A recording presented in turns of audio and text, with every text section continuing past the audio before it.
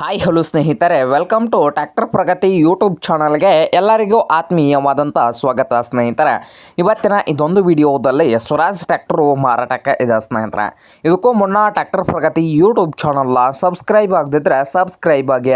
ನಾವು ಪ್ರತಿದಿನ second hand ವಾಹನಗಳು ಮಾರಾಟಕ್ಕಿದ್ದು ಅಂದರೆ ಸ್ನೇಹಿತರೆ ಅವುಗಳ ವಿಡಿಯೋಗಳನ್ನು ಅಪ್ಲೋಡ್ ಮಾಡ್ತಾ ಇರ್ತವೆ. ಚಾನಲನ್ನು ಈಗಲೇ ಸಬ್ಸ್ಕ್ರೈಬ್ ಆಗಿ.